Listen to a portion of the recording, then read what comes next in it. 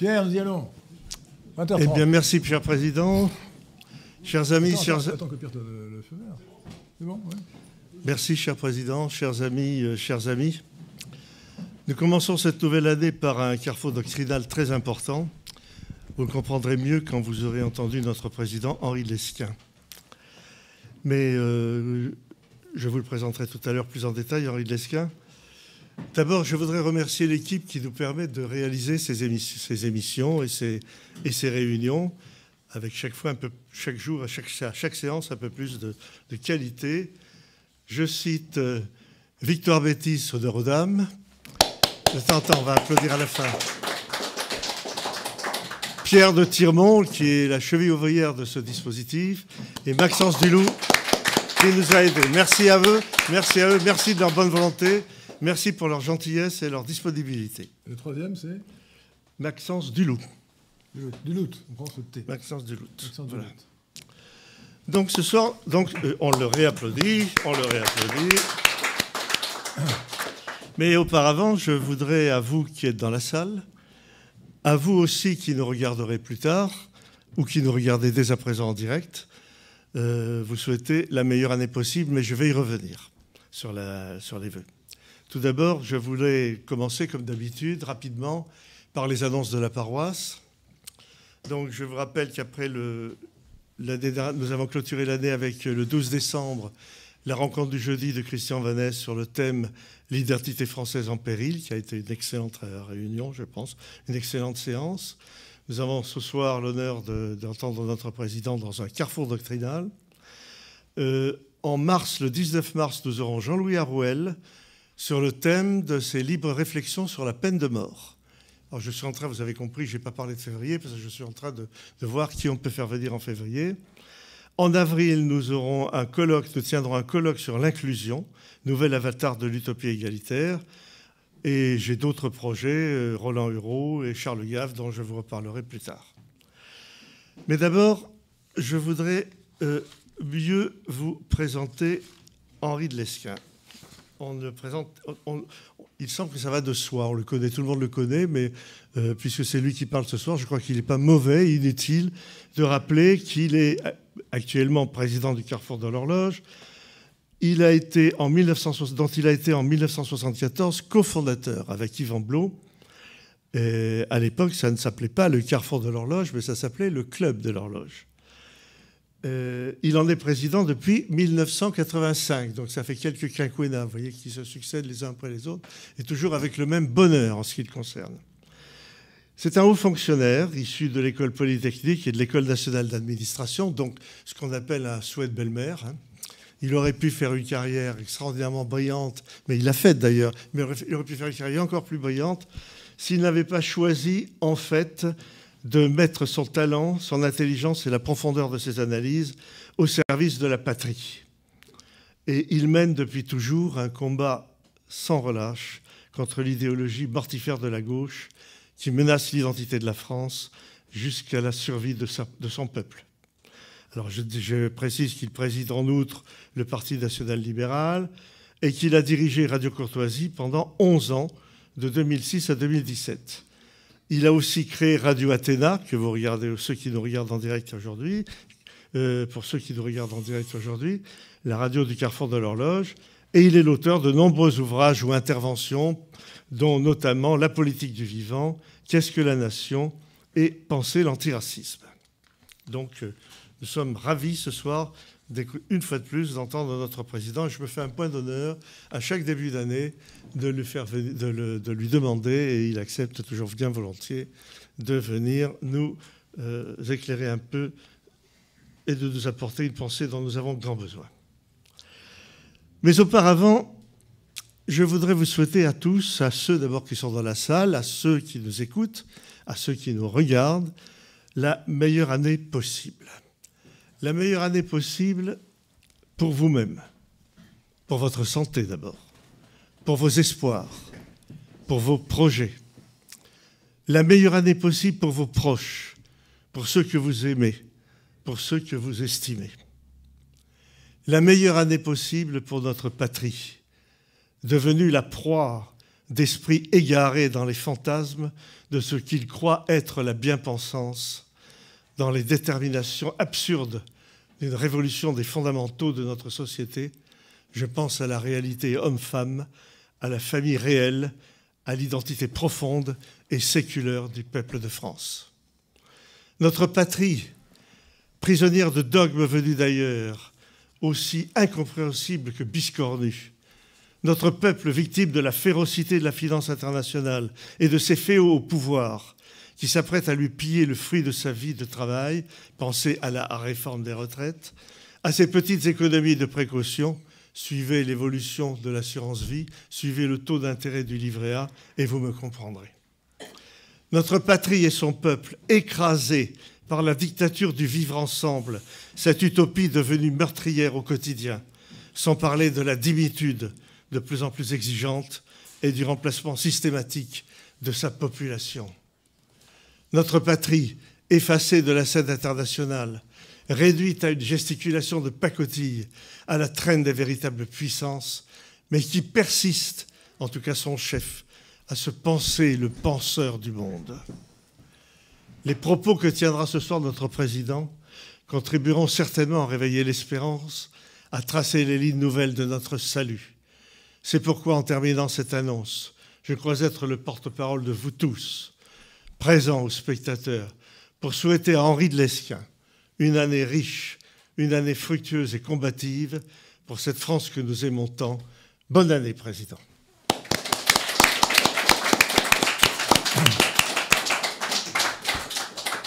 Merci Pierre Milan de ces vœux chaleureux qui me vont droit au cœur. Je m'associe bien sûr aux vœux que tu as présentés à toute l'assistance et à tous ceux qui regarderont notre conférence un peu plus tard sur la chaîne du Carrefour de l'Horloge, ou qui la regardent déjà en direct sur la chaîne de Radio Athéna, la chaîne YouTube de Radio Athéna. En ce début d'année, et plus précisément ce 16 janvier 2020, outre les vœux que je vous adresse, je voudrais, avec vous, dresser le bilan des élections en France et en Europe qui ont eu lieu en 2019 pour en tirer la leçon pour l'avenir. La leçon pour l'avenir, pour répondre à une question simple, comment faire pour battre la gauche, ce qui a toujours été notre souci, et plus précisément, comment faire pour battre Macron. Emmanuel Macron, président indigne de sa fonction et qui ne doit pas être réélu en 2022 si, comme on peut le penser, il se représente. Alors, il y a eu une élection importante en France, les élections européennes du 26 mai 2019. Mais, franchissons la Manche un instant, les élections récentes du 12 décembre 2019 en Angleterre ont été extrêmement instructives aussi. Je voudrais donc avec vous, avant de vous proposer, non pas une conclusion d'ailleurs, une interrogation, parce que j'estime qu'il est trop tôt peut-être pour tirer de conclusions définitives, analyser ce qui s'est passé pour vous dire que peut-être la stratégie qui a toujours été celle du Carrefour de l'Horloge depuis sa création en 1974, ou plutôt depuis le surgissement du Front National en 1984, stratégie dite d'union de la droite, va peut-être provisoirement être laissée de côté pour envisager une autre stratégie beaucoup plus originale, le Front anticosmopolite. Alors bien sûr, je ne peux pas dire que cela me fasse grand plaisir. Je préfère la pureté doctrinale à l'accommodement stratégique avec la réalité. Mais la politique, c'est l'art d'accommoder les restes, ou plutôt l'art d'accommoder la réalité à son idéal. Voilà. Et il faut se rappeler, avec toute la théologie chrétienne, que le moindre mal est un principe qui va dicter notre comportement moral, donc notre comportement politique, dans la mesure où il est éclairé par la morale. Alors, les élections européennes donc, du 26 mai 2019 en France ont confirmé et accentué les évolutions qui s'étaient déjà dessinées lors de l'élection présidentielle de 2017 et des élections législatives qui ont suivi immédiatement. Première remarque. La débâcle des anciens partis. Les 4 partis qui avaient toujours dominé la scène politique française depuis la Seconde Guerre mondiale, en tout cas au moins depuis la création de la Ve République en 1958, et qui obtenait 80% des voix, 80% des voix à toutes les élections, c'est-à-dire le PC, avec leur nom actuel, le PC, le PS, l'UDI et LR, ont obtenu cette fois-ci, en 2019, à eux 4, seulement 20%. 3% pour le PC, 6% pour le PS, 2% pour l'UDI et 9% pour LR. 20%. Le PC et le PS avaient conservé leur nom, l'UDI c'est l'ancien UDF, et LR c'est l'ancien UMP RPR. Seule l'Italie a connu, avant la France, des bouleversements de cette ampleur, sachant d'ailleurs que l'Italie préfigure, dans le monde occidental et en Europe en particulier, les évolutions politiques. C'était elle, d'ailleurs, qui avait inventé le fascisme, par exemple, ou l'eurocommunisme.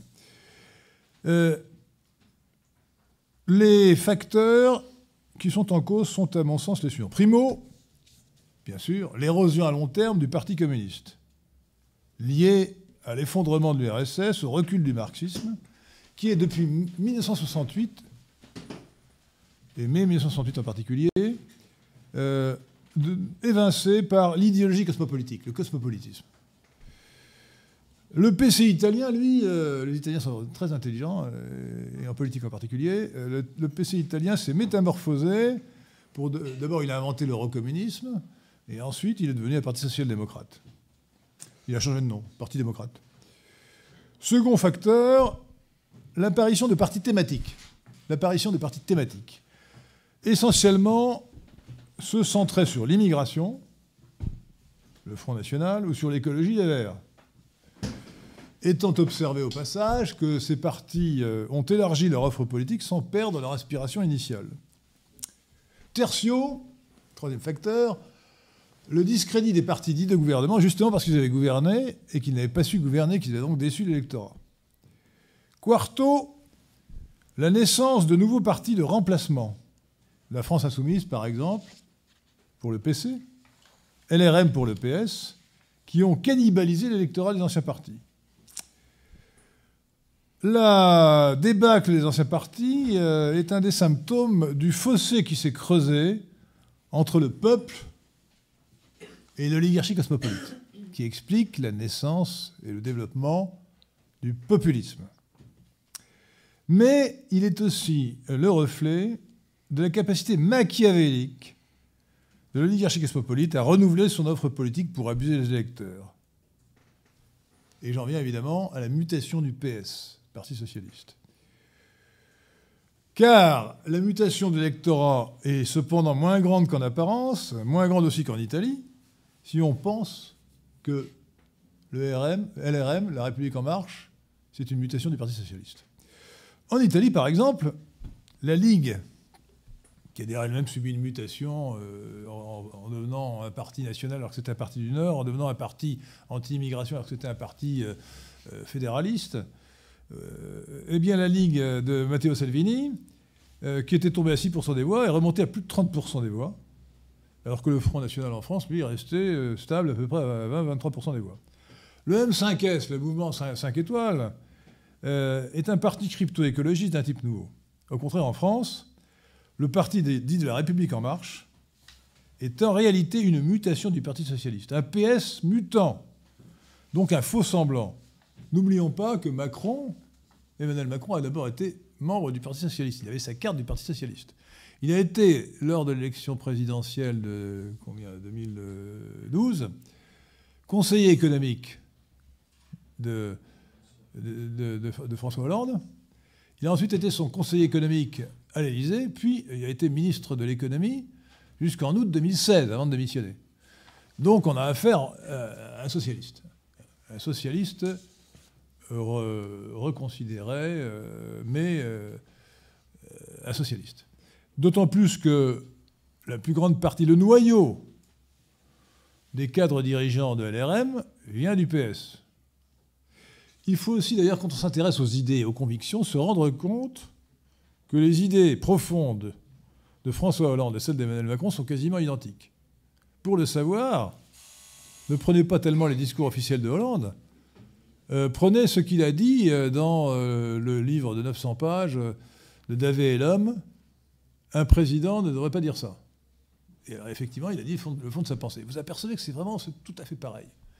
Simplement, la différence entre Macron et Hollande, c'est que Hollande était un apparatchik qui avait été premier secrétaire du Parti socialiste et qui ne pouvait pas concevoir, en fait, de se débarrasser des oripeaux du passé. Et on peut dire que la création de LRM, c'est, si vous me permettez cette expression, un Bad Godesberg par sissiparité. Bad Godesberg, qu'est-ce que c'est? C'est en 1959, le Parti social-démocrate socialiste, le SPD allemand, qui abandonne le marxisme et qui devient social-démocrate. Et de plus en plus cosmopolite par la suite. Et donc là, au lieu que le PS ait fait sa mue, officiellement, eh bien, on a créé à côté un autre parti qui n'est autre que le PS bis, le PS nouveau. Mais ce qui est particulièrement intéressant, ce n'est pas simplement Bad Godesberg, c'est-à-dire un affadissement du marxisme ou de la lutte des classes.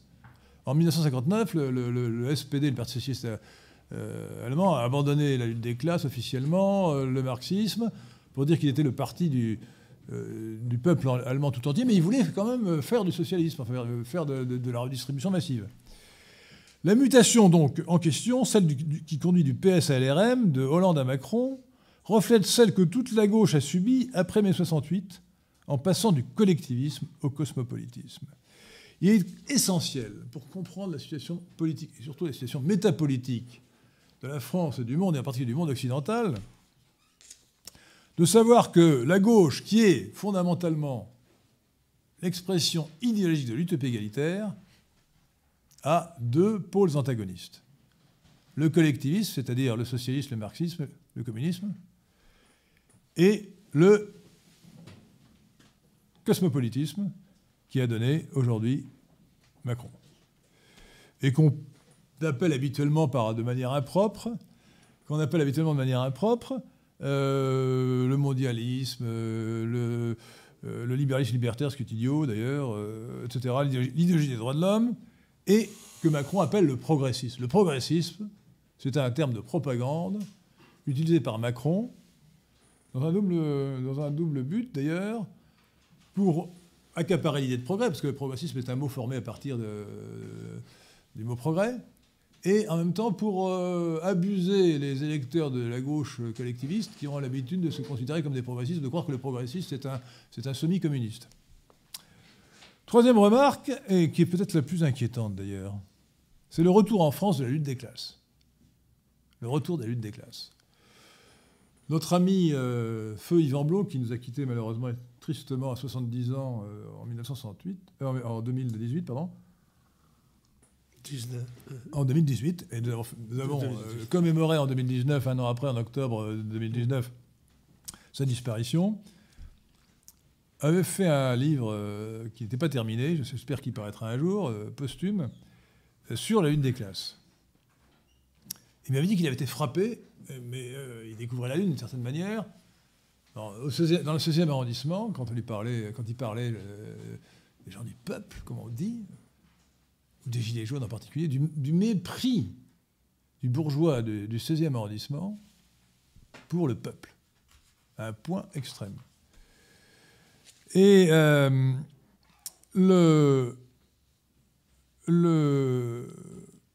aujourd'hui, donc, l'idéologie dominante, depuis 1968, qui est en fait incarnée par Emmanuel Macron, produit et fondée de pouvoir de l'oligarchie cosmopolite, c'est cette idéologie cosmopolitique qui définit le cosmopolitiquement correct et qui repose sur la notion de cosmopolite, évidemment, de suppression des frontières. Cosmopolite, citoyen du monde, c'est-à-dire faux citoyen qui n'admet pas de frontières. Disparition non seulement des frontières physiques entre les peuples, ce qui aboutit à l'immigrationnisme, au libre-échangisme, mais disparition des frontières internes et morales entre les valeurs et les non-valeurs, entre le vice et la vertu, par exemple.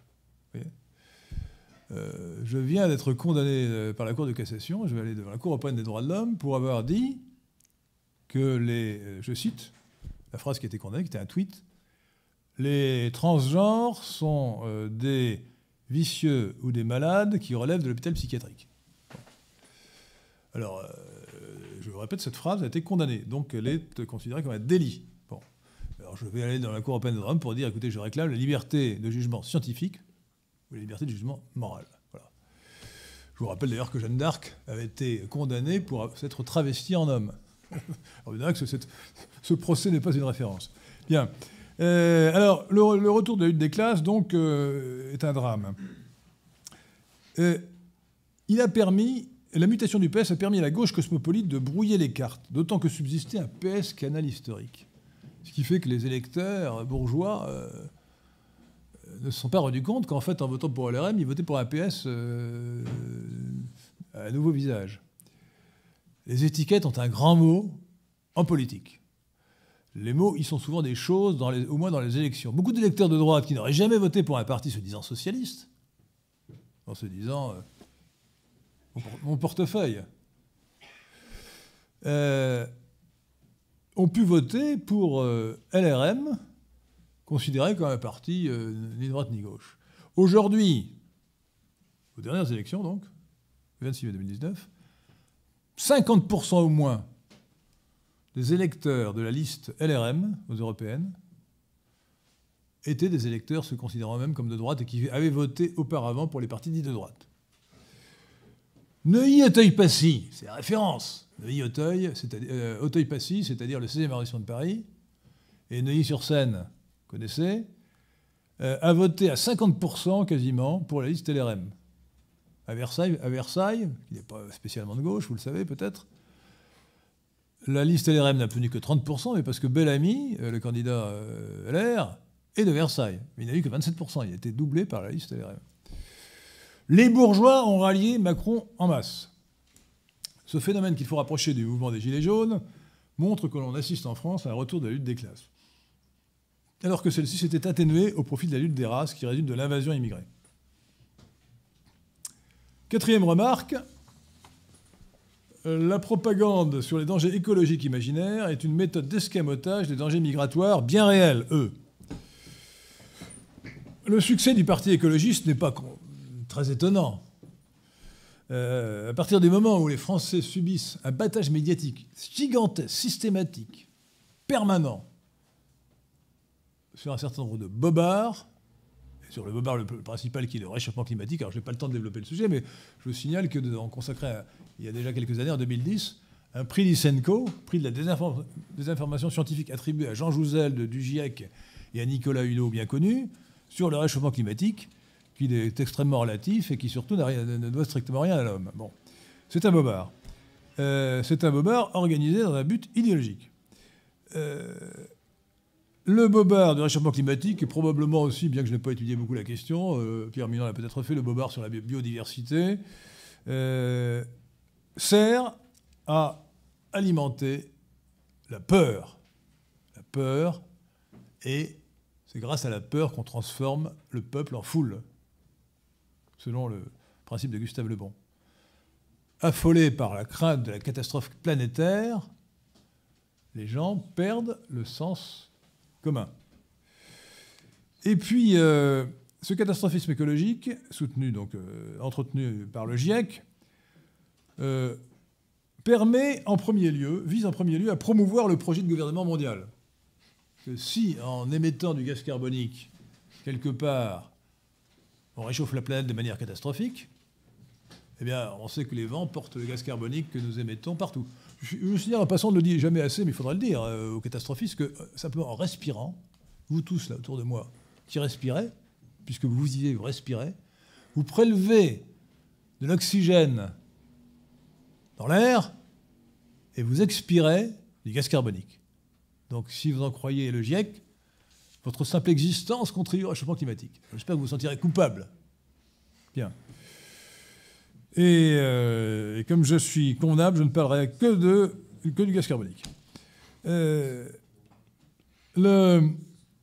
Mais l'autre objectif de cette propagande écologiste et climatomaniaque, cette propagande obsédante sur les sujets écologiques, c'est sur des sujets imaginaires, sur des dangers imaginaires, ça sert à occulter la catastrophe bien réelle de l'immigration. Le jeune homme de 20 ans, plein d'enthousiasme, se saisit d'une cause. Alors évidemment, la cause planétaire, sauver la planète, c'est une cause magnifique. Il n'y a pas besoin d'être atteint par le syndrome d'Asperger ou d'Asperger pour être enthousiasmé par l'idée de sauver la planète. Seulement, évidemment, la planète n'a pas besoin de nous et nous ne pouvons rien faire pour sauver la planète, qui n'a pas besoin de nous. En revanche, politiquement, nous pouvons sauver la France. Sauver la France en la protégeant contre l'invasion immigrée. Ça, c'est vrai. Eh bien, les cris d'alarme sur la destruction de la planète permettent de minimiser les effets de l'immigration, parce qu'effectivement, si c'est toute la planète qui doit disparaître, qui doit devenir un grille-pain, après tout, l'immigration, ça devient secondaire. Mais non, mais en fait, il s'agit d'un dérivatif et d'une occultation. En tout cas, au total de tous ces phénomènes, on s'aperçoit d'une chose extrêmement simple, c'est que la droite, tout compris, sens large, a fait aux élections européennes du 26 mai 2019 40% des voix au total. 40%. La gauche au sens large, dans laquelle il faut évidemment, je vous l'ai démontré, inclure LRM, qui représente la gauche cosmopolite par opposition à la gauche marxiste, a fait 60%. Alors, c'est très désagréable, mais c'est ainsi. La captation d'électorat de droite bourgeois par LRM et Macron nous met dans une situation extrêmement difficile où l'union de la droite est de toute façon minoritaire. Avec 40% des voix, on ne gagne pas une élection présidentielle au second tour. Ça s'appelle de l'arithmétique électorale élémentaire. Je n'y peux rien, c'est comme ça. C'est très désagréable, mais ça veut dire déjà que, à première vue, la stratégie d'union de la droite que nous avons toujours préconisée, qui était difficile à réaliser, à vrai dire, ne pourrait même pas aboutir à une victoire, à l'état actuel des choses. Puis il y a un deuxième obstacle à l'union de la droite, c'est que le chef du parti populiste, Mme Marine Le Pen, n'en veut pas et n'en a jamais voulu. Alors c'est évidemment un peu ennuyeux. On ne peut pas imposer, j'allais dire, mais ce serait méchant, on ne peut pas faire boire un âne qui n'a pas soif, mais on ne peut pas imposer l'union de la droite à des gens qui n'en veulent pas. Alors déjà, on pourrait dire qu'on va réussir peut-être en infiltrant LR. Bon, c'est tout à fait utopique, mais de toute façon, Marine Le Pen ne veut pas. Voilà. D'ailleurs, j'avais rencontré en 2010, je crois, j'avais déjeuné avec elle, et à l'époque, les choses étaient extrêmement différentes. J'avais expliqué qu'il fallait faire une national-libéralisme pour essayer de faire l'union de la droite et pour battre la gauche. Et elle m'avait dit, mais c'est contraire à mes convictions, jamais je ne ferai ça. Oui. Alors, la question se pose de savoir s'il y a une autre stratégie que j'appelle le front anticosmopolite. Que Patrick Buisson, qui parallèlement l'a envisagé aussi, appelle le front antilibéral, ce qui est très mauvais. Ça fait cadeau du libéralisme à l'ennemi et donc de la liberté. Alors qu'est-ce que c'est que le front anticosmopolite ? Il y a une version forte qui est illusoire et une version faible qui, elle, me paraît envisageable. La version forte illusoire, ce serait un accord électoral. On n'imagine pas, en fait, en tout cas d'ici 2022, c'est-à-dire dans 2 ans, qu'il puisse y avoir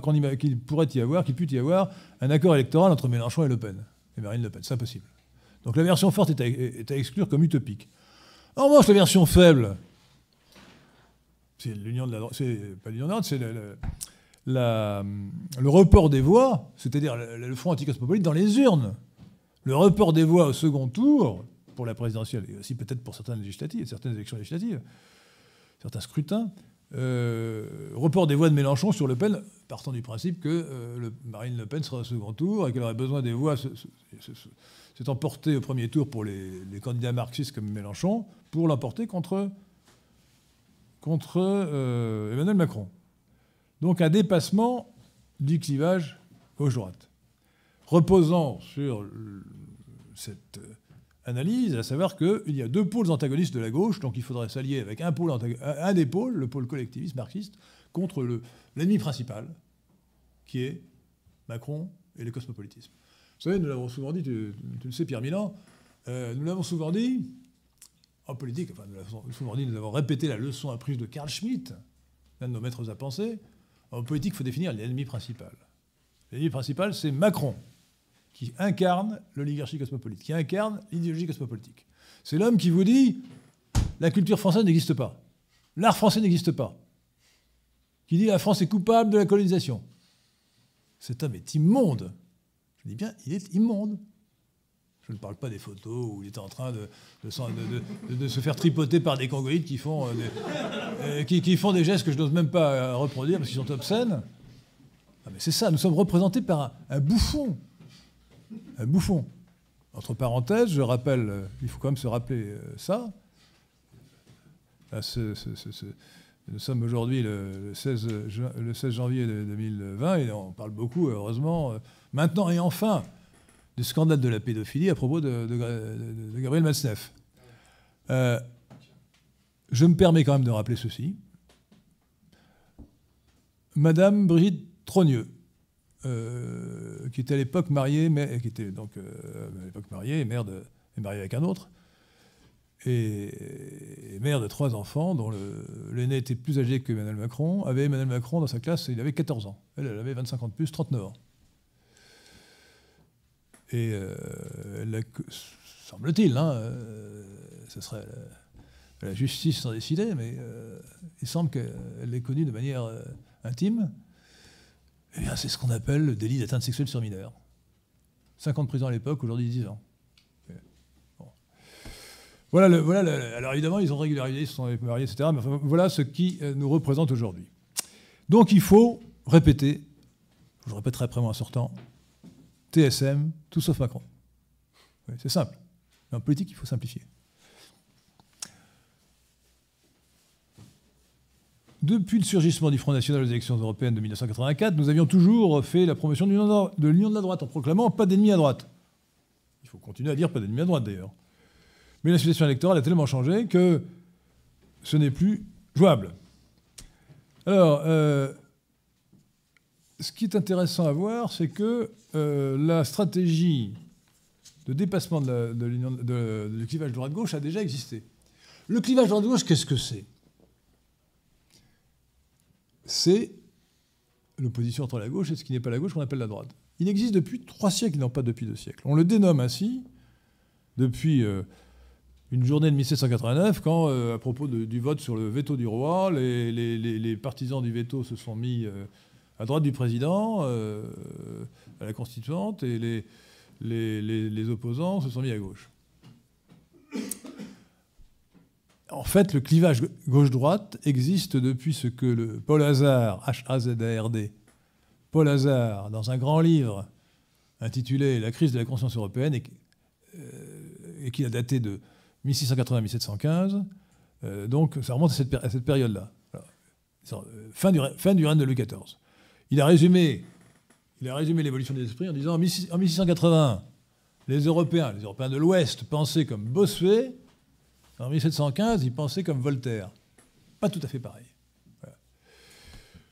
Le clivage gauche-droite n'existe que depuis cette époque. Pourquoi ? Parce qu'avant, ce qui tenait lieu de gauche, c'était totalement marginal. Les fraticelles, ou les taborites, etc. Tout ça, c'est complètement marginal.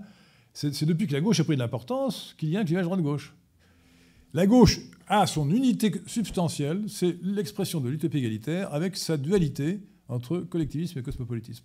Le rêve de la caserne, ça c'est le communisme, et le rêve du carnaval, ça c'est mai 68, c'est l'anarchie, voilà. C'est la sexualité débridée. Alors c'est intéressant, il faut faire le parallèle entre les deux guerres, entre 1918 et disons de 1918 à 1945, le clivage droite-gauche a été dépassé. Il continue à exister, mais la stratégie politique était dépassée. Il y a eu un front antifasciste contre un front anti-marxiste. Le fascisme lui-même appartenait à la gauche, c'est ce qu'il faut bien comprendre. Le fascisme est un socialisme national. D'ailleurs, Pierre Milan a organisé une rencontre du jeudi avec Frédéric Lemoal, le professeur Frédéric Lemoal, sur le sujet. Nous avons nous-mêmes fait, 20 ans avant, un livre « Socialisme et fascisme, même famille ». Oui. Et le fascisme est un socialisme national, c'est un mouvement révolutionnaire qui veut créer un homme nouveau. C'est clairement à gauche. Regardez d'ailleurs aussi, en dehors des livres que je viens de vous citer, l'histoire du fascisme de Frédéric Lemoal et socialisme et fascisme, même famille, du Club de l'Horloge, aujourd'hui Carrefour de l'Horloge. Regardez un article simple qui se trouve sur le site lesquin.fr et sur le site natlib.fr, lesquin.fr, lesqun.fr, l'article que j'ai écrit intitulé « Hitler était socialiste ».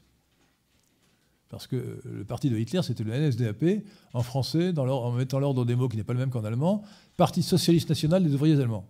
Parti socialiste national des ouvriers allemands. NSDAP. Vous des travailleurs allemands, Arbeiter. Nationalsozialistische Deutsche Arbeiterpartei. Voilà, donc c'est un parti socialiste. Bon. Mais pas le même socialiste. Et donc, l'éclatement de la gauche entre la gauche marxiste et la gauche fasciste a créé une nouvelle configuration politique et a poussé la droite elle-même à éclater, à se diviser entre ceux qui s'alliaient, disons les démocrates chrétiens, avec les communistes et les socialistes marxistes, et ceux qui s'alliaient avec les fascistes.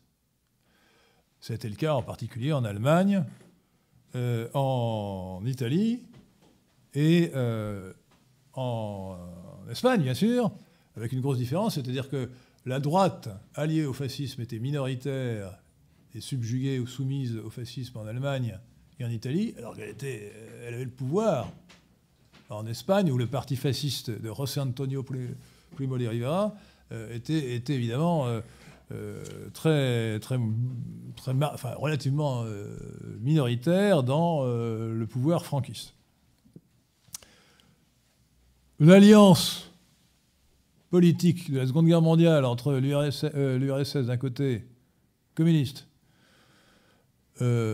l'Angleterre et les États-Unis libéraux de droite d'autre part, était également la façon la plus parfaite de représenter cette modification du spectre politique qui dépassait ce dépassement du clivage gauche-droite. Alors aujourd'hui, donc, les choses sont différentes. Le fascisme est mort en 1945.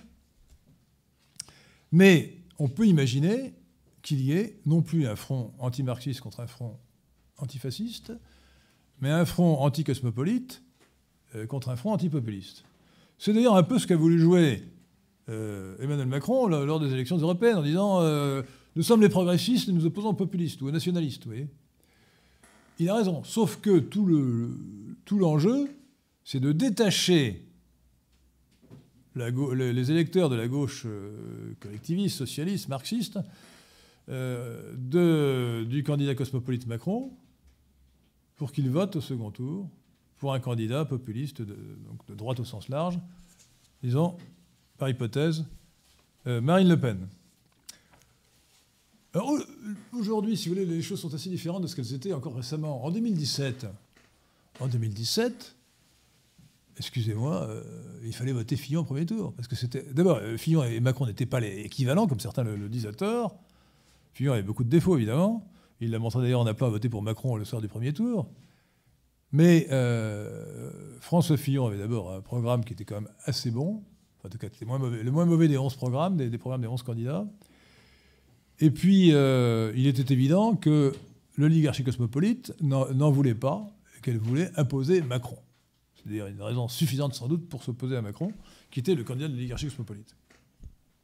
Et en fait, l'élection de Macron a été l'objet d'un complot. Alors,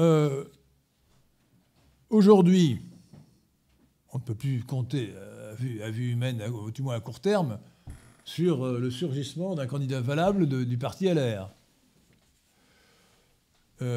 Vauquier, qui a pu susciter quelques espoirs, s'est effondré. Il a été lamentable. Bellamy, un parfait cando, là. J'ai d'ailleurs fait, avant les élections européennes, une petite vidéo amusante. Enfin, j'espère qu'elle vous a amusé si vous l'avez regardée. Bellamy, roi des candoles. Oui. Bellamy, roi des candoles. Donc, on peut vous dire, oui, mais après, si vraiment LR trouve un chef digne de ce nom, peut-être qu'il pourra tout à coup surgir. Nous avons eu Christian Jacob. Vous vous rendez compte ? Christian Jacob. Pas la peine. Non, mais attendez, Christian Jacob. Aujourd'hui, vous avez des gens comme Gérard Larcher, qui est quand même président du Sénat, et qui est donc le principal LR. Oui, c'est Gérard Larcher, c'est bien ça, oui, son prénom. Ouais. Gérard Larcher, qui n'est pas une flèche, honnêtement. Eh bien, lui, il ne veut pas entendre parler du Front National. Et en fait, il n'a aucune différence idéologique avec Macron. Et même le Sénat, sous l'égide de... le Sénat à majorité dit de droite, en rajoute souvent sur les stupidités de la gauche cosmopolite de Macron. Alors, l'effacement de LR fait que, qu'on le veuille ou non, le candidat anti-Macron, c'est Marine Le Pen actuellement. Et par conséquent, le front anticosmopolite, qui en fait a toujours été sous un autre nom, elle parlait peut-être de front populiste, populaire, la stratégie de Marine Le Pen, qui était inepte, absurde en 2017, prend maintenant des couleurs et devient logique, et peut-être la seule stratégie possible pour 2022. Autrement dit, Marine Le Pen, en continuant toujours la même stratégie, qui a toujours été stupide jusqu'en 2017 compris, finira par avoir raison. C'est pas elle qui aura changé, oui, c'est le vent qui aura changé. Et si ça permet de battre Macron, eh bien, tant mieux. Alors, la conséquence, c'est simple, pour ma part, je vous dis tout de suite, je ne critique plus Marine Le Pen, quel que soit ce que j'en pense in petto. Je l'ai critiqué assez longtemps, en fait, je l'ai critiqué depuis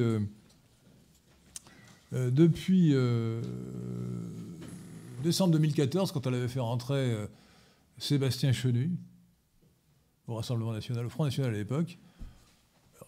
Je me moque des inclinations sexuelles de Sébastien Chenu, mais Sébastien Chenu avait créé un mouvement rattaché à LR, qui était un mouvement communautariste homosexuel qui s'appelait Gay Lib, en plus en anglais. Hein. Gay Lib. Je me suis dit, non, là, c'est le grand. Et donc à partir de ce moment-là, j'ai cessé de la soutenir, et j'ai recommencé à la soutenir le soir du premier tour de l'élection présidentielle, sans aucune illusion sur ses chances de succès. Non, s'il vous plaît, merci de ne pas parler pendant l'exposé, vous parlerez après. Et donc aujourd'hui, il ne faut plus la critiquer, ce qui n'interdit pas de critiquer certains de ses mauvais collaborateurs, mais c'est secondaire. Alors quand même, je voudrais, après vous avoir dit, dans l'état actuel des choses, tout sauf Macron, donc votez Marine Le Pen dès le premier tour et ensuite au second tour de la présidentielle de 2022, je suis obligé d'ajouter évidemment une précaution.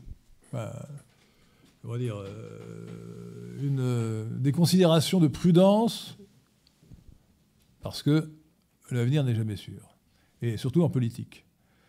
2 ans avant l'élection de 2017, personne n'aurait prévu, en tout cas pas moi, l'élection de Macron. Alors, quand je dis personne n'avait prévu, Jacques Attali l'avait prévu, forcément c'est lui qui l'a organisé. Mais il aurait pu échouer. Il aurait d'ailleurs échoué si Fillon n'avait pas été aussi lamentable dans l'affaire Pénélope. Passons. C'est anecdotique, mais c'est dramatique. Et donc, il faut bien comprendre que nous sommes à 2 ans de 2022, qu'il peut se passer bien des choses. Voilà. Donc, prudence. Je vous parle de l'état des forces, de l'analyse actuelle, et il est évidemment aventureux de projeter ça sur 2022. Donc peut-être que je vous dirai le contraire dans 1 an. Hein. Tout est possible. Et pour l'instant,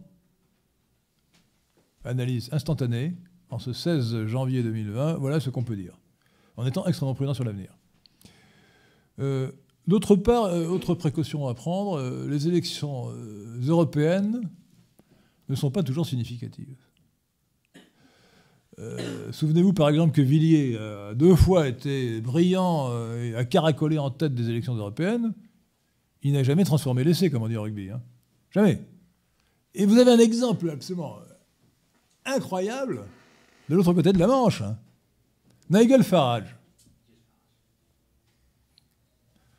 Nigel Farage crée le Brexit Party, le parti du Brexit. Aux élections européennes du Royaume-Uni, de Grande-Bretagne et d'Irlande du Nord en mai 2019, il obtient 32% des voix pour un parti qui a été créé 3 mois avant. Eh bien, savez-vous combien il a obtenu? Combien ce parti, le Brexit Party, a obtenu de voix aux élections législatives britanniques du 12 décembre dernier, 12 décembre 2019? 2%. Le parti qui a obtenu 32% des voix, 6 mois après, 2%. Donc il faut être extrêmement prudent. Il peut y avoir des retournements. Bien. Les régionales, d'ailleurs, qui auront lieu, si je ne m'abuse, en 2021, seront un élément extrêmement significatif. parce que c'était la proportionnelle, alors que les élections municipales sont très difficiles à interpréter, où le poids des situations acquises est énorme. Alors, cette remarque sur le Brexit nous amène à nous pencher sur les élections britanniques du 12 décembre 2019, qui sont extraordinaires. La victoire de Boris Johnson est absolument fabuleuse. Et la défaite du Parti travailliste ne l'est pas moins. Il faut remonter, paraît-il, en 1935 pour trouver un aussi mauvais résultat pour le Parti travailliste, le Labour Party. Alors, on voit très bien quand on se penche sur les partis de droite populistes, nationaux libéraux, la différence qu'il y a eu en 40 ans. Souvenez-vous, nous étions nés il y a 40 ans, nous. Hein. Oh oui. Souvenez-vous, il y a 40 ans, Margaret Thatcher, 1979. Ronald Reagan, 1980. C'était des nationaux libéraux, mais pas vraiment des populistes. Des nationaux libéraux, il faut le dire, plus libéraux que nationaux. Malheureusement, ce n'est pas Enoch Powell, avec son grand discours de Birmingham d'avril 1968, qui a gagné les élections pour le Parti conservateur. C'est Margaret Thatcher, qui avait beaucoup de qualités, mais qui n'a rien fait contre l'immigration. Rien. Elle a laissé les immigrés de toutes couleurs, enfin de toutes races, je veux dire, venir à flot. Bon. D'autant plus que c'est la politique égoïste que voulait le patronat, parce que ça permet de baisser les salaires. L'immigration fournit une main-d'œuvre à bon marché. Et à court terme, ça paraît intéressant à un patronat égoïste. Reagan lui-même, il a régularisé 2 millions d'immigrés sans aucune difficulté. Mais il n'a pas envisagé de construire un mur comme le fait Trump. Donc, aujourd'hui, les choses sont extrêmement différentes. Trump, pas Reagan, Trump veut du protectionnisme. Trump veut faire un mur entre le Mexique et les États-Unis pour barrer la route à l'immigration. Donc c'était un national-libéral, alors que les autres, les précédents 40 ans avant, Reagan, Thatcher, étaient plus libéraux que nationaux. Lui, il est plus national que libéral. Et ça va dans le sens de l'inflexion que je vous propose. Vous comprenez, c'est pas exactement pareil, mais ça ressemble quand on parle de front anticosmopolite. Boris Johnson lui-même, il a fait un front anticosmopolite, de certaine manière. Le Brexit, c'était ça. Certes, c'est pour une question de souveraineté, plus que d'identité. Et encore, attention, en 2016, pourquoi est-ce que le Leave, le vote Brexit, quitté en anglais, parce que sinon quelqu'un va me taper sur les doigts en me disant que j'ai prononcé un mot anglais, enfin bon. Le Leave, pourquoi le Leave, le je quitte, l'a emporté largement pour des questions d'immigration. Parce que, c'est même pas d'ailleurs d'immigration extra-européenne, c'est d'immigration européenne. Le plombier polonais, comme on disait autrefois en France. Ouais. Qui pourtant, l'immigration russe ou polonaise peut paraître fort sympathique à beaucoup de gens, dont votre serviteur, madame. Non, parce que vous voyez commencer à tiquer. Mais en tout cas, en Angleterre, cette question de l'immigration a joué un grand rôle. Bon. Donc, l'élément identitaire n'est pas négligeable. Et d'ailleurs, dans son programme, Boris Johnson a prévu de restreindre un peu, insuffisamment, mais de restreindre un peu l'immigration avec un système de points. Bon. Donc il y a une volonté d'aller dans le bon sens pour réduire l'immigration.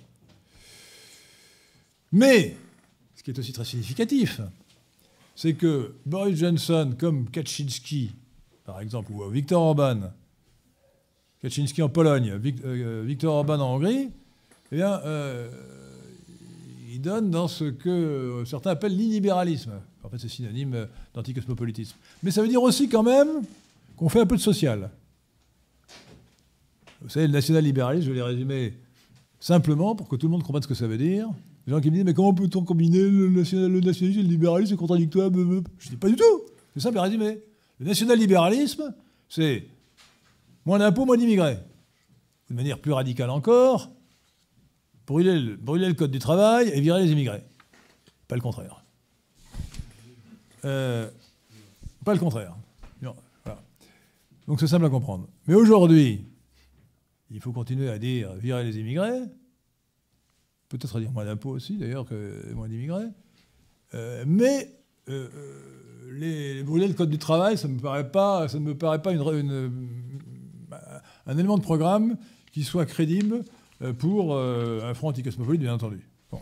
Alors tout cela est compliqué parce que le mouvement des Gilets jaunes est un mouvement d'abord clairement anti-impôt, comme le mouvement poujadiste des années 1956.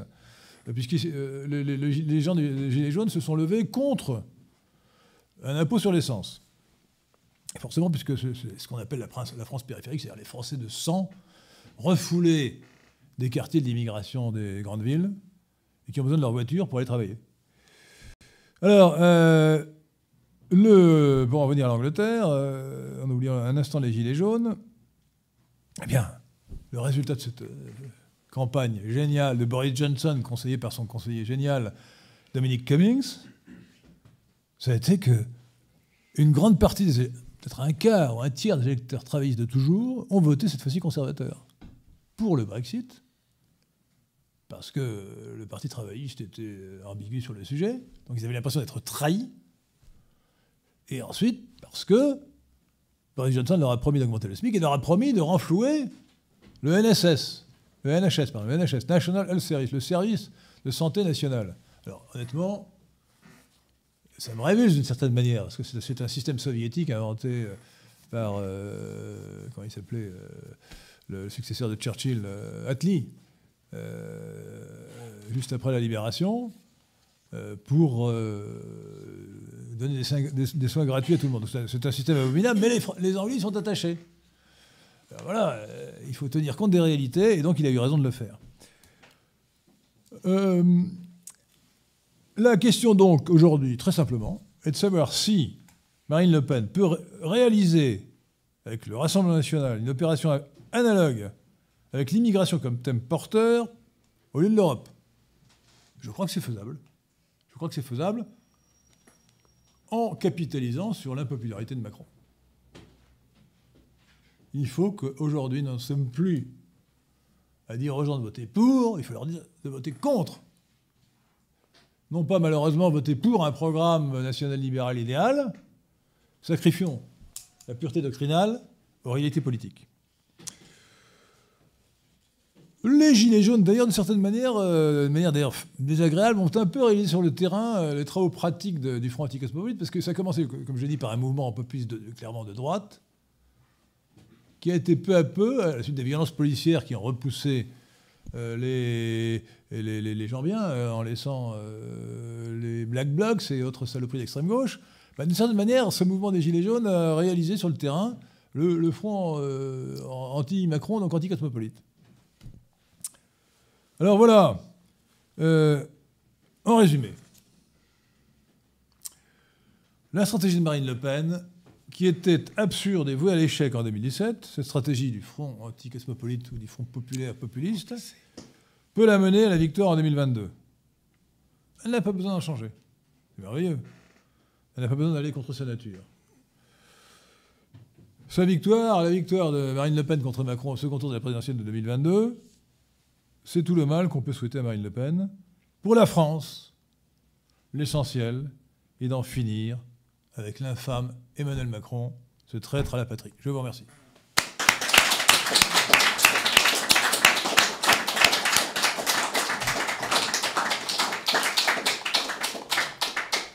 Magistral comme d'habitude et en même temps, comme pour reprendre des expressions chères à Macron justement, c'est tout à fait profond et intéressant.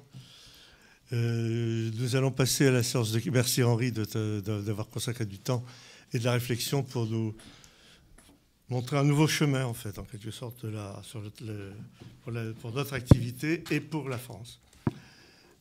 Nous allons passer à la séance de questions. Alors n'hésitez pas, ceux qui ont envie d'intervenir, de réagir.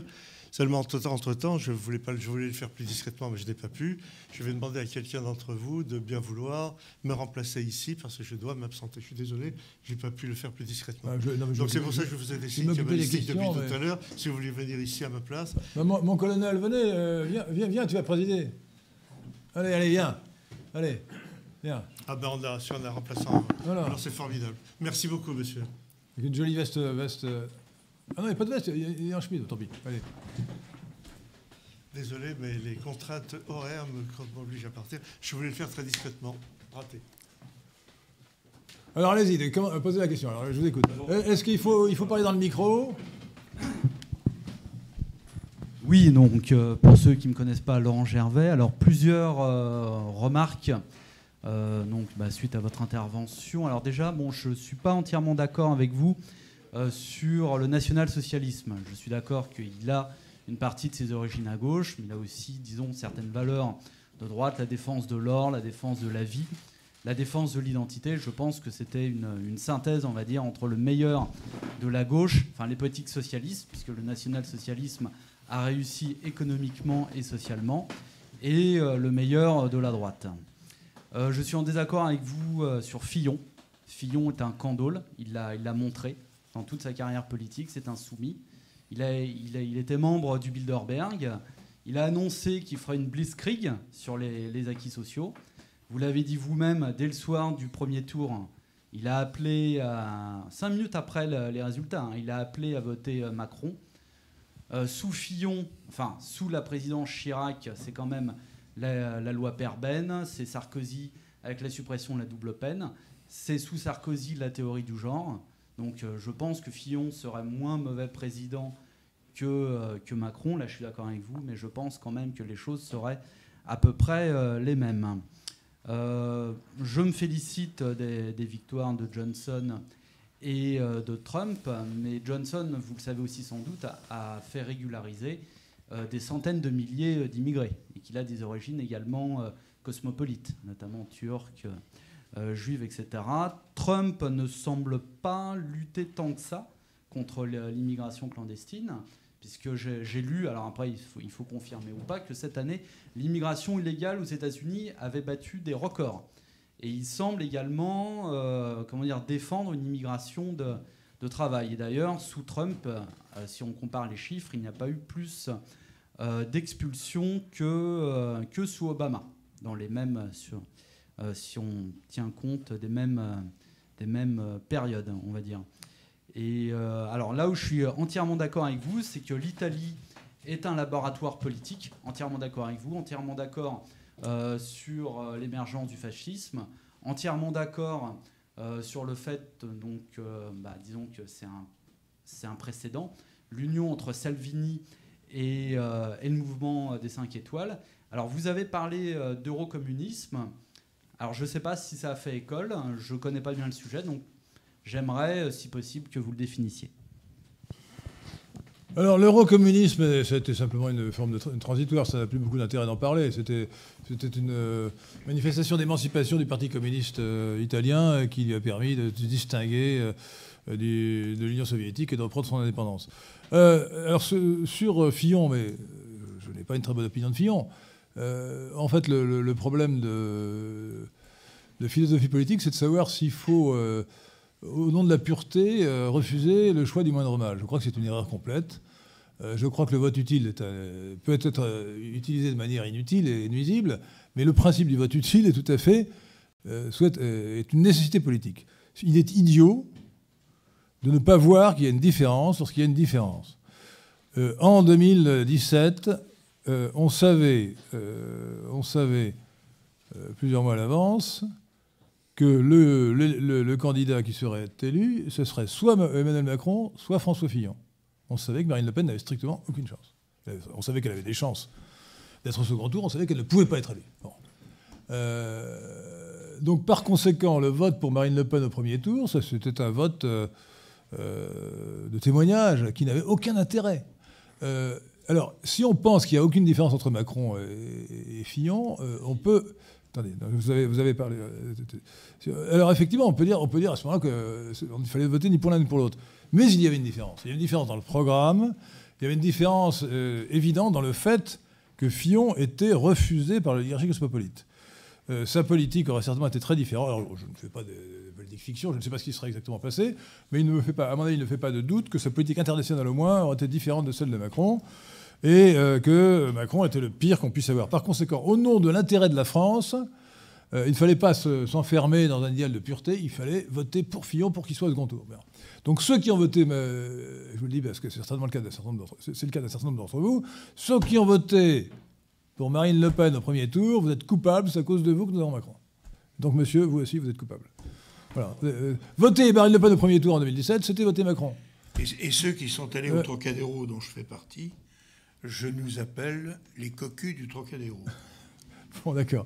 Alors, deuxièmement, non, vous connaissez pas bien le fascisme, etc. Le fascisme est un socialiste national. Alors, il représente, comme c'est un socialiste national, dans son archétype, un rehaussement éthique du fascisme. Donc il est évidemment plus sympathique. Le socialisme, quand il devient national, est moins patibulaire que le socialisme marxiste qui repose sur la lutte des classes. Évident. Pour autant, ça reste du socialisme. La vérité, si on se connaît un peu le sujet, c'est que le projet hitlérien n'était pas du tout identitaire, c'était un projet de créer un homme nouveau. Par définition, si on veut créer un homme nouveau, c'est qu'on veut rompre avec le passé. Et sa référence à la race aria, ou ariane devrait-on dire, indo-européenne, ou aux traditions indo-européennes, était largement un simulacre dans l'esprit de Hitler lui-même, d'ailleurs, pour se débarrasser des traditions chrétiennes et des véritables traditions de l'Occident. D'ailleurs, ce qu'on peut savoir de Hitler, c'est qu'il se moquait des gens comme Himmler qui grattaient la terre pour trouver des silex, etc., en disant « s'intéresse à la vieillerie ». Donc en fait, non. Dans toutes ces dimensions, tous ces aspects, c'est-à-dire essentiellement le parti fasciste italien, le parti socialiste national hitlérien en Allemagne, dans une moindre mesure le parti, les phalanges, c'est ça, de José Antonio Primo de Rivera, c'était des partis socialistes qui voulaient créer un homme nouveau, moins antipathiques, beaucoup moins antipathiques, si vous voulez, peut-être que les partis marxistes, mais quand même des partis socialistes. Je crois que vous ne connaissez pas assez bien le sujet. Sinon, vous ne... Bah, écoutez, lisez les bons auteurs, et puis vous verrez. Alors, est-ce qu'il y a une autre question par là-bas? Oui? Oui, madame. Ah, pardon, monsieur. Excusez-moi. Ouais, est-ce que c'est d'avoir les cheveux longs? Oui, oui. Voilà. Cher Henri, selon vous, est-ce qu'il faut une ligne de politique étrangère commune? Et si oui, laquelle, aux partis qui promeuvent l'union anti-cosmopolite? Donc concrètement, est-ce qu'il faudrait qu'ils se positionnent avec une ligne commune vis-à-vis des États-Unis ou de la Russie ou de l'Iran? Voilà. C'est une vraie question. Alors écoutez, l'idée d'une internationale populiste se défend. Car en fait, j'ai parlé de la lutte des classes interne à la France, mais au-delà de cette lutte des classes interne à la France, ce n'est finalement qu'un épiphénomène de la nouvelle lutte des classes qui oppose les peuples du monde à la superclasse mondiale. Superclasse mondiale qui s'est constituée dans la fin du XXe siècle, dont le penseur Samuel Huntington a défini, a discerné l'existence dans son livre « Qui sommes-nous » ? Et à cet égard, oui, je pense qu'il faut que les différentes forces populistes de tous les pays essayent de se rapprocher les uns les autres, malgré leurs divergences. Les forces populistes, ce n'est pas simplement Trump aux États-Unis, Boris Johnson avec le Brexit, dans une certaine mesure, c'est Bolsonaro, encore mieux, au Brésil. Et celui que je préfère de tous, que je mets au-dessus de tous les hommes d'État à l'heure actuelle, c'est Narendra Modi. Narendra Modi, le Premier ministre de l'Inde, qui est issu du Rashtriya Swayamsevak Sangh, qui, comme vous le savez, veut dire en hindi le rassemblement des volontaires pour la nation. Bon. C'est un mouvement qui a, mettons... Écoutez, pour comprendre ce que c'est que le RSS, le Rashtriya Swayamsevak Sangh, imaginez, si vous connaissez le petit parti Civitas, imaginez un parti Civitas qui, au lieu d'avoir 300 membres, en est 30 millions, qui, au lieu de débiter des poncifs théocratiques, est une doctrine forte et identitaire, et vous avez le RSS. Bon. Donc c'est un mouvement avec le BJP, sa projection politique est le BJP, Bharatiya Janata Party, et le chef charismatique Narendra Modi qui est en train de transformer l'Inde, de lui faire retrouver son identité l'Hindutva. Bon. Donc ça c'est vraiment un modèle insurpassable. Mais c'est très particulier à l'Inde évidemment. Donc il y a... Alors est-ce qu'il faut un rassemblement, disons, anti-américain? Le populisme, il est pas... Vous voyez, le populisme, il est même pas propre à l'Europe. Hein. Je viens de parler de l'Inde, mais il est aussi propre... on le retrouve aussi très puissant En fait, je crois que c'est... Non, je pense à la réflexion, cher Grégoire, qu'il ne faut pas se tromper d'adversaire. L'adversaire des populistes, ça n'est pas, en premier lieu, les États-Unis, c'est la superclasse mondiale. Et la superstructure mondiale qui lui sert de relais, c'est-à-dire l'ONU, le GIEC, l'OMM, l'OMS, la Banque mondiale, etc. Voilà. Et plus que les États-Unis, c'est la superclasse mondiale qu'il faut combattre. Et c'est contre cette superclasse mondiale qui est représentée dans chaque pays par une oligarchie cosmopolite qu'il faut lutter. Alors, juste 2 secondes pour donner de l'eau avant de reprendre les questions. Donner de l'eau à ton moulin. Je ne sais pas si vous avez suivi, mais le général Lecointre a déclaré au Mali... Alors, dis qui est le général Lecointre. Le général Lecointre, qui est le chef d'état-major des armées françaises. Donc c'est le numéro 1 des armées françaises. Et il vient de déclarer la chose suivante. Nous luttons au Mali pour empêcher les populistes d'arriver au pouvoir en France. Donc c'est tel quel. Vous pouvez vérifier les sources. Empêcher les populistes d'arriver au pouvoir en France. Ça veut dire que le numéro 1 des armées françaises, qui est maqué, entre guillemets, avec Macron, dit la même chose parce que, comme le dit notre président, il est complètement cosmopolite. Et il est sûrement franc-maçon, parce que malheureusement, l'armée est gangrenée par la franc-maçonnerie. Voilà. Hein. Vous, monsieur, avec l'écharpe rouge, vous demandiez, vous vouliez poser une question, je crois, non? Non, c'est peut-être vous. Pardon, excusez-moi. Oui, vous qui êtes derrière l'écharpe. Oui. Bonsoir, monsieur de Lesquen. Merci pour votre exposé. Il a beaucoup été question de Marine Le Pen ce soir. Vous l'avez peut-être appris aujourd'hui. Visiblement, elle a annoncé prématurément sa candidature. Quelle surprise. Voilà. Je voulais savoir, peut-être pour couper l'herbe sous le pied de potentiels candidats, candidates, je ne sais pas.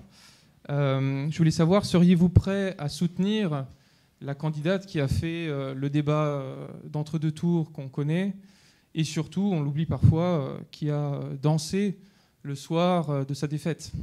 Vous faites penser à la question précédente. J'ai déjà répondu, bien sûr que oui. Vous êtes un rigolo. Non mais attendez, la politique c'est l'art des réalités. Donc si on dit tout sauf Macron, et que c'est Marine Le Pen qui est la seule à pouvoir battre Macron, il faut voter pour Marine Le Pen. J'ai pendant 3 ans traîné Marine Le Pen dans la boue. Mais en politique, on peut tourner, faire des virages l'œuf pour l'œuf. C'est ce que je fais. Je dis, voilà, alors, les choses peuvent changer. Si dans un an, les choses changent, s'il y a une scission du Front National et que Jordan Bardella remplace Marine Le Pen, mais je soutiendrai plutôt de préférence Jordan Bardella, qui me plaît beaucoup mieux. Ou si tout à coup apparaît un candidat miracle chez LR qui prenne le parti et qui tout à coup suscite un enthousiasme majeur et qui puisse gagner l'élection présidentielle. Monsieur Tartampion, je soutiendrai. Mais à l'heure actuelle, là où nous parlons, je sais pertinemment, je l'ai dit avant vous et abondamment dans mes émissions, dans mes tweets, etc. Je l'ai traîné dans la boue, mais je pense qu'aujourd'hui, il ne faut pas se tromper d'adversaire. Dès lors que l'adversaire principal, c'est Macron et que la devise, c'est tout sauf Macron, et à l'heure où je parle, c'est-à-dire le 16 janvier 2020, pour l'instant, autant qu'on puisse le voir, le prévoir, c'est Marine Le Pen qui sera opposée au second tour de la prochaine élection présidentielle à Emmanuel Macron. Bon, il faut tout faire pour qu'elle gagne dans cette hypothèse. Voilà. C'est tout. Alors maintenant, si vous préférez avoir Macron, vous êtes un traître qui collabore à l'ennemi. Oui, monsieur là-bas, oui. Parlez près du micro. Hein. Bonsoir, merci beaucoup. Dans le micro. Donc je suis François d'Outrebente. Parlez fort, vous êtes... Je suis François d'Outrebente, je me présente juste. J'aurais voulu poser une question. Vous avez parlé d'une manifeste réincarnation du PS et du PC dans la France Insoumise et le parti LREM. Est-ce que cette réincarnation ne serait pas le symptôme du fait que depuis très longtemps le PC et le PS étaient ce que prédisait Marx, c'est-à-dire du socialisme conservateur et bourgeois qui tente d'apaiser le malaise social en faisant semblant de s'inquiéter pour les classes ouvrières, ce qui expliquerait toutes les réformes sociétales et tout le délire actuel sur les droits LGBT et le féminisme. N'importe quoi. C'est n'importe quoi ce que vous dites. Non, écoutez, le Parti communiste a été fidèle aux enseignements de Marx. Hein. Ceux qui vous prétendent que le marxisme n'a jamais été essayé, ce sont des plaisantins. Lénine et Staline savaient très bien lire Marx, ils ont appliqué Marx, ils ont complété Marx peut-être dans la pratique, parce que Marx ne pouvait pas avoir tout prévu, ce sont des marxistes. Le communiste, c'est le marxiste en application. Bon. Alors, il est vrai que le Parti communiste a dévié à partir de 1981. En 1981, justement, rappelez-vous, vous n'étiez pas né, mais regardez les vidéos, on voit Georges Marchais, le chef du Parti communiste français entre guillemets bien sûr, qui dit il y a trop d'immigrés, il faudrait que j'essaie d'imiter l'accent de Marchais, mais Georges Marchais explique qu'il faut arrêter l'immigration, qu'il y a trop de chômage. Bon. Après ça, sous l'influence, il faut bien le dire, de dirigeants juifs en partie, le Parti communiste a évolué dans le sens cosmopolite. Donc il a en fait abandonné le marxisme. Le marxisme, il faudrait dire que je fasse un jour sinon une conférence de moins une émission sur le thème de Marx et la nation. L'internationalisme, ce n'est pas le cosmopolitisme. Hein. Dans l'internationalisme, il y a encore nationalisme. Et d'ailleurs, Staline a fait un livre que je vous recommande parce qu'il est intéressant sur les nations et le matérialisme historique, ou je ne sais plus quel titre exact de livre, c'est un livre sur le nationalisme et les nations, qui en gros est acceptable par un nationaliste bontain comme votre serviteur. Hein. Ce n'est pas parfait, hein, je préfère mes propres idées sur la nation, mais enfin ça va dans le bon sens. Donc le Parti communiste, en fait, a évolué, a abandonné les principes marxistes qui sont anticosmopolites. D'ailleurs, vous savez qu'on vous fait croire, parce que nous vivons dans un monde de mensonges et de bobards, hein. On vous fait croire, par exemple, que Staline était antisémite, c'est-à-dire anti-juif. C'est un mensonge total. À sa mort en 1953, le bras droit de Staline, c'était Lazar Kaganovitch, juif. Celui d'ailleurs qui était le responsable de l'Holodomor, le génocide des Ukrainiens. Donc Staline n'a jamais été anti-juif. Au contraire, il s'est toujours appuyé sur des juifs, entouré de juifs. Et s'il a fait campagne contre le cosmopolitisme, c'est parce que le cosmopolitisme était contraire aux principes du communisme et du communisme soviétique en particulier. Évidemment, pour des raisons idéologiques de principe. Il voulait faire le communisme dans un seul pays, la révolution dans un seul pays, et il ne voulait pas diluer. Il voulait un système communiste hiérarchisé avec Moscou comme la capitale de l'Empire. Donc non. Alors, le Parti socialiste, évidemment, le Parti socialiste, en fait, a édulcoré son marxisme de plus en plus, sans jamais véritablement abandonner les doctrines marxistes de la gauche. Et ça aboutit à la mutation dont je vais parler. Ce n'est pas une réincarnation, hein, attention. La réincarnation, c'est le même. C'est la même âme qui réapparaît dans un corps nouveau. Là, le corps est nouveau, mais l'âme aussi. C'est une mutation qui se fait d'abord à l'intérieur et qui ensuite aboutit à la création de quelque chose de différent. Alors d'ailleurs, il faudra distinguer, parce que LRM, c'est vraiment la mutation du PS. La France insoumise, est-ce que c'est le PC? C'est plutôt une formation indépendante qui concurrence le PC, qui a pris son électorat, ou ce qui est resté de son électorat résiduel. C'est pas exactement pareil. D'autant plus que la France insoumise a un discours mixte, mélangé. Vous savez, en politique, j'ai parlé des archétypes, cosmopolitisme, collectivisme, mais en politique, les idées se mélangent. D'autant plus qu'il y a des phénomènes de rémanence. Vous pouvez être très cosmopolite et vouloir abandonner l'étatisme, mais vous avez bien un électorat aménagé, vous ne pouvez pas faire ce que vous voulez, donc vous êtes obligé de conserver la sécurité sociale, vous voyez, même si vous voudriez la libéraliser. Donc oui, la France insoumise est un mélange de collectivisme et de cosmopolitisme, mais son électorat, quand ce n'est pas évidemment l'électorat immigré, est un électorat qui est anti-cosmopolite en réalité. Ce n'est pas évidemment sur les électeurs immigrés qui sont très nombreux sur les listes électorales, qui sont moins nombreux dans les urnes, parce que heureusement pour nous Français de sang, les immigrés ont le bon goût de s'abstenir. Il faut les encourager à le faire d'ailleurs. Moins ils voteront, mieux ce sera.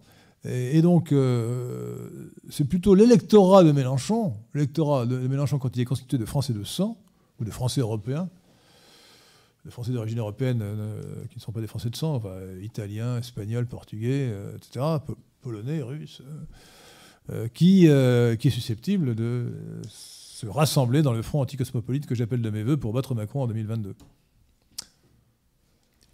Peut-être une dernière question. Non, il est bon, très bien.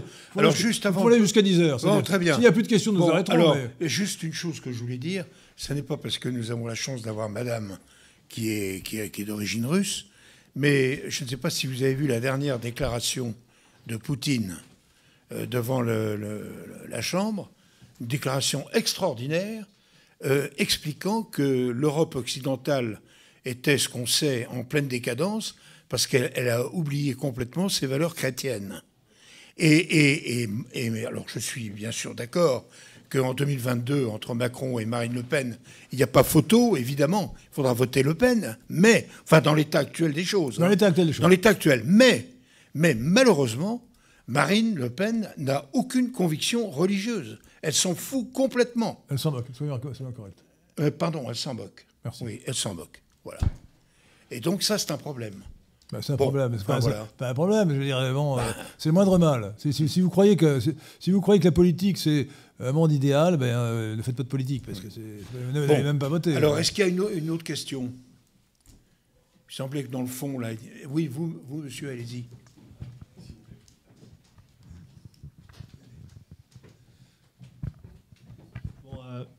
Bonjour, monsieur Esquin. Bonjour. Je suis Thibault. Et oui, du coup, tout à fait, comme vous l'avez dit tout à l'heure, avec le Brexit et les élections européennes l'an dernier, que la montée en puissance du parti du Brexit, c'était vraiment quelque chose que l'établissement britannique et les médias n'ont pas prédit du tout. Ils ont été complètement... ça a explosé en face, en fait. Et surtout aussi avec l'énorme...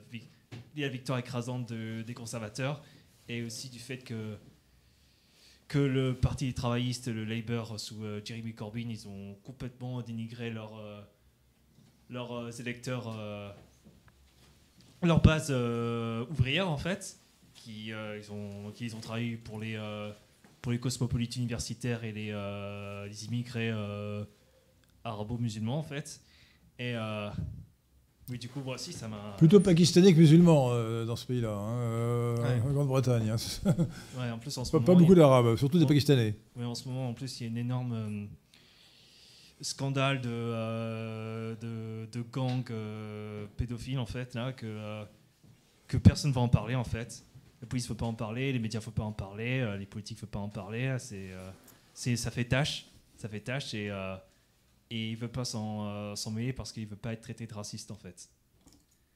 Alors, quelle est votre question? En fait, c'est que... Comment, en fait, sortir de l'Union européenne alors que l'établissement britannique plus l'Union européenne et la superclasse mondiale ont tout fait pour que ça soit retardé encore et encore et encore pendant 3 ans? Alors ça, c'est un très beau sujet. C'est un très beau sujet qui montre bien d'ailleurs l'opposition de l'oligarchie cosmopolite au peuple. Il faut faire d'ailleurs le parallèle entre la France et l'Angleterre. Je crois que c'était le 26 mai 2005 qu'il y a eu le référendum sur la Constitution européenne. 55% de voix contre la Constitution européenne. D'ailleurs, il y a eu dans les urnes cette majorité gauche-droite, anticosmopolite. Que s'est-il passé en France? Nous avons eu Sarkozy. Sarkozy, qui est un immigré, d'origine en tout cas, il avait un quart de sang français, enfin il a un quart de sang français. Sarkozy a fait le traité de Lisbonne, il a préparé avec les autres membres de l'Union européenne le traité de Lisbonne. Le traité de Lisbonne, c'est la même chose sur le fond que la Constitution européenne qui avait été repoussée par le peuple français, mais présentée autrement. C'est-à-dire, au lieu d'effacer les traités précédents et comme l'avait fait la Constitution européenne, et de proposer une constitution différente, on a procédé par amendement, etc. Donc, cela dit, sur le fond, c'était la même chose. Valéry Giscard d'Estaing, qui était l'auteur du projet précédent, Constitution européenne, a dit 99% des propositions se retrouvent. 99% des dispositions se retrouvent. Donc c'était la même chose.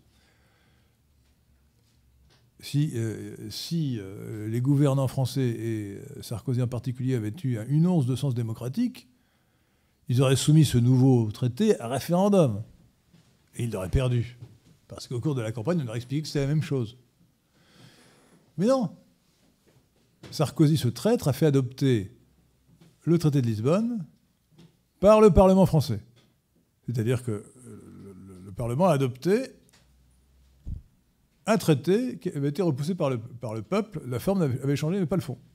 C'est une forfaiture, c'est honteux. Et il est effarant d'ailleurs qu'il y ait eu aussi peu de réactions politiques pour dénoncer cette forfaiture. Il est aussi effarant d'ailleurs que la majorité des députés et des sénateurs aient voté ce nouveau traité qui était quasiment identique à celui qui avait été repoussé par le peuple. On a presque assisté à la même chose en Angleterre. Il faut quand même voir ce qui s'est passé. Enfin, c'est extraordinaire. Le référendum a eu lieu en juin 2016, majorité de 52% pour le Brexit, la sortie de l'Union européenne. Et elle va sortir, la Grande-Bretagne va sortir de l'Union européenne le 31 janvier 2020, c'est-à-dire dans quelques jours. Bon. Theresa May, d'abord, a saboté la négociation. Pour commencer, si vous voulez, alors il faut savoir que le peuple avait voté pour le Brexit, mais la très grande majorité des députés de la Chambre des communes, de la Chambre du peuple dite des communes, était contre le Brexit. Et que lorsqu'il y a eu des élections intérimaires en 2017, que Theresa May voulait gagner mais qu'elle n'a pas gagné, donc elle a été obligée de s'appuyer sur les unionistes nord-irlandais pour avoir la majorité. Mais en fait, elle a fait réélire des gens qui étaient encore en majorité contre le Brexit. Et donc il y a une conjonction des contraires, finalement. Pour le très mauvais accord préparé par Theresa May a été retoqué par une conjonction des contraires. C'était un très mauvais accord parce qu'elle proposait en fait de laisser indéfiniment la Grande-Bretagne dans l'union douanière. C'est-à-dire les contraintes de l'Union européenne sans avoir le droit de dire son mot dans les décisions. Absurde. Donc, les vrais Brexiteurs, c'est-à-dire les vrais partisans du Brexit, ont voté contre son accord. Et en même temps, les adversaires du Brexit, ceux qui voulaient qu'on annule là le Brexit, ont voté aussi contre, pour une raison inverse. Et c'est comme ça que son accord a été 3 fois de suite repoussé par la Chambre des communes. Et Boris Johnson, qui était présenté comme un... Puis d'ailleurs, entre parenthèses, quand un chef populiste est dénigré dans les médias français ou occidentaux en général, présenté comme un bouffon, vous pouvez vous dire qu'il est probablement bien. Trump était présenté comme un bouffon, Bolsonaro est présenté comme un bouffon, Boris Johnson était présenté comme un bouffon. Le gars, il a quand même été maire de Londres pendant 8 ans, on me dirait qu'Hidalgo, maire depuis 5 ans, mais bon, passons. Alors, il a démontré, il a été génial. Hein. D'une part, il a réussi à prendre la succession en juillet 2019. Et ensuite, en 15 jours, dans un blitzkrieg, il a réussi à obtenir un excellent accord en faisant avaler à Michel Barnier, négociateur pour l'Union européenne, pour les 27, tout ce que jusqu'à présent il avait dit qu'il n'accepterait jamais. Bon. Et donc, je n'entre pas dans les détails parce que ça prendra trop de temps, mais c'est un excellent accord du point de vue britannique.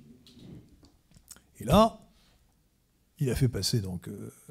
il avait été obligé de reporter 2 fois, parce qu'on avait reporté le Brexit 3 fois, 2 fois. Et il a fait voter le Brexit pour qu'il se produise le 31 janvier 2020, dans quelques jours. Et de plus, il a imposé dans la loi qu'il a fait adopter, le Withdrawal Agreement Act, la loi sur l'accord de retrait. Il a fait adopter une disposition sur laquelle il n'était pas question de repousser la période de transition, au-delà du 31 décembre 2020. C'est-à-dire qu'en fait, juridiquement, dans quelques jours, la Grande-Bretagne ne fera plus partie de l'Union européenne, mais pour ce qui est des dispositions commerciales, ça va rester sans changement. À la frontière, vous n'aurez aucune différence pendant quelques mois jusqu'à la fin de l'année. Mais il n'y aura pas de report. C'est-à-dire que si d'ici là, Boris Johnson ne réussit pas à négocier avec les 27 un accord de libre-échange, un accord commercial quelconque, eh bien ce sera une rupture pure et simple. Ce seront les règles générales de l'OMC, l'Organisation mondiale du commerce, qui s'appliqueront. Mais vous voyez la différence. Autrement dit, le peuple a gagné en Grande-Bretagne, mais avec extrême difficulté. J'avais d'ailleurs parié avec Pierre Milan qu'il n'y aurait pas de nouveau référendum, mais c'était vraiment un pari. J'ai gagné une bouteille de Krug d'ailleurs, parce que j'avais parié qu'il n'y aurait pas de nouveau référendum et que le Brexit se ferait. Bon. Ce qui n'était pas évident à l'époque. Hein. Quand nous avons parié, c'était au mois d'avril-mai. Voilà. Donc, Boris Johnson, c'est l'exemple de ce qu'il faut faire, et en même temps, ça prouve l'extrême difficulté qu'il y a à faire prévaloir la volonté du peuple contre l'oligarchie cosmopolite, qui a truqué, triché pour faire passer la Constitution européenne en France, et qui, en Grande-Bretagne, a tout fait pour faire échouer le Brexit qui avait été voté par le peuple. Bon, est-ce qu'il y aurait encore une question par là-bas? Dans le fond, non? Non, pas par là non plus? Tout le monde a la conscience tranquille? Ça ira. Merci. J'aurais bien poser une, enfin... Allez-y, monsieur. Jusqu'à 10h, nous pourrions y rester 1 minute, au moins 5 ou 10 minutes. Ouais. Du coup, oui...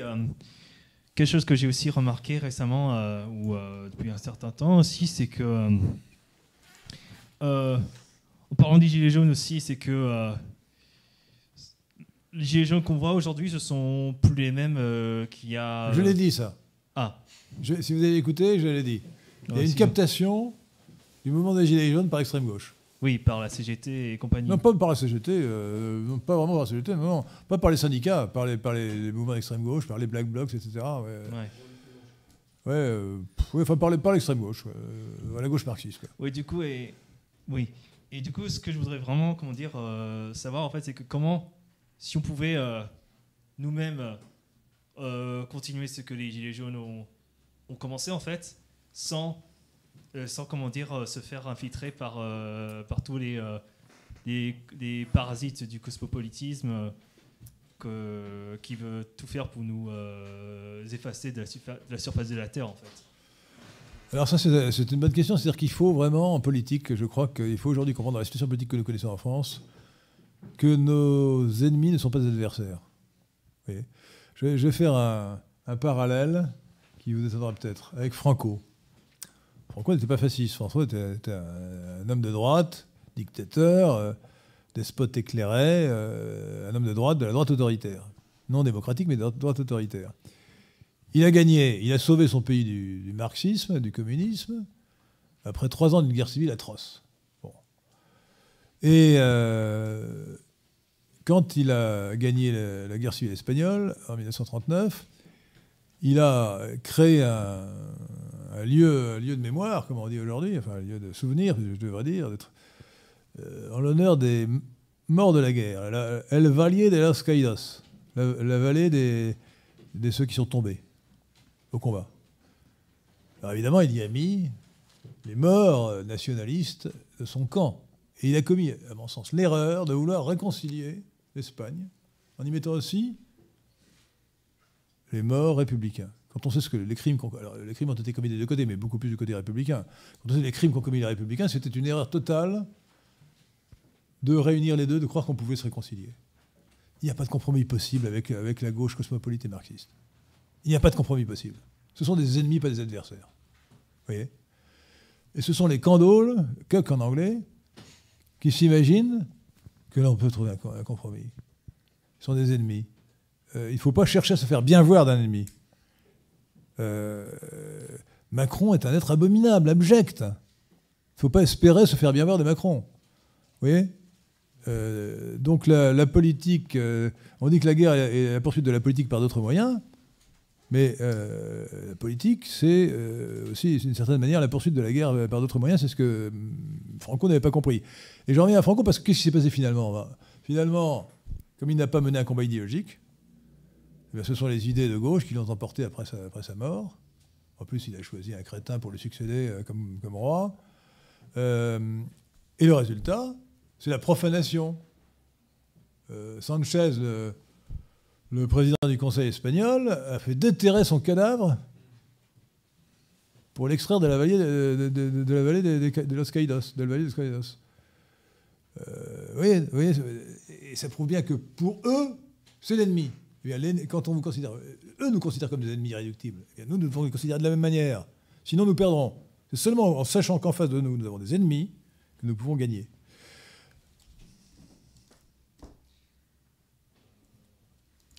Absolument. Ce qui ne veut pas dire qu'à certaines époques, on ne puisse pas trop se concilier avec des adversaires, si vous voulez. Hein. C'est pour ça que, d'ailleurs, je fais des vœux pour tous les Français, sauf pour les cosmopolites. Hein. Ceux-là qui le crèvent. C'est tout le mal que je leur souhaite. Non, mais ce sont des gens qui veulent tuer la France. Ils veulent tuer la famille, ils veulent tuer la nation, ils veulent tuer la patrie.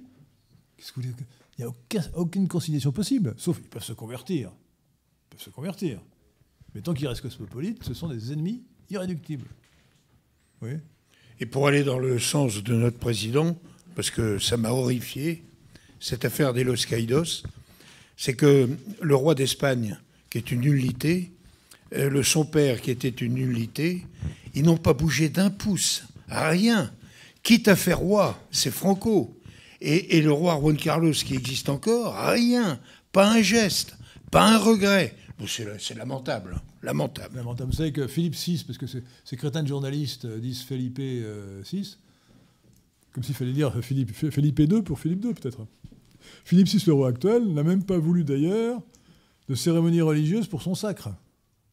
C'est pas un sacre, pour son intronisation. Vraiment. Je dis ça, oui. Je dis ça à mes amis royalistes quand vous voyez aujourd'hui ce que sont les rois. Oui, il vaut presque mieux un président de la République qu'un roi comme ça. Alors, je veux dire, je fais une petite parenthèse, mais je veux dire un argument terrible contre le royalisme à l'heure actuelle, en dehors de l'argument principal qui est la réponse du sage Solon, à qui on disait quelle est la bonne constitution, qui a répondu dites-moi d'abord pour quel pays, à quelle époque. Bon. Alors, en France en 2020, imaginez que par les hasards des naissances, Emmanuel Macron soit roi. Nous l'aurions pour 40 ans. La France serait morte avant lui. Vous vous rendez compte ? Folie. Voilà. Très bien. Ben, il nous reste à remercier beaucoup notre président Henri de Lesquen pour sa magnifique soirée. Je vais peut-être faire donner quelques informations. Suivez-nous sur Internet. Alors, cette conférence a été rediffusée en direct sur la chaîne YouTube Radio Athéna, donc abonnez-vous à la chaîne YouTube Radio Athéna. Elle sera rediffusée en différé, si je ne m'abuse, n'est-ce pas Pierre de Tirmont, sur la chaîne du Carrefour de l'Horloge, c'est bien cela ? Et vous avez également une troisième chaîne de YouTube à laquelle il faut vous abonner, c'est ma chaîne personnelle, Henri de Lesquen, où d'ailleurs vous retrouverez un résumé de ce que j'ai dit, puisque j'ai fait une vidéo plus courte, qui s'appelle justement Front anticosmopolite ou Union de la droite. Voilà. Nous avons également trois sites internet. Enfin, le site du Carrefour de l'Horloge est un peu vétuste, mais nous avons aussi le site lesquin.fr, le site netlib.fr sur internet, site web. Nous avons plusieurs groupes Facebook, Forum Anticosmopolite, etc. Une page Facebook à mon nom. Et nous avons également... pour le PNL, nous avons un canal, comment ça s'appelle Pierre de Tirmont, c'est le canal... Telegram. Sur Telegram, nous avons le canal lesquin.pnl, sur lequel vous retrouverez les annonces des événements en particulier. Donc enfin, il y a beaucoup de choses sur Internet qui vous permettront de suivre le combat anticosmopolite que nous menons. Merci. Merci.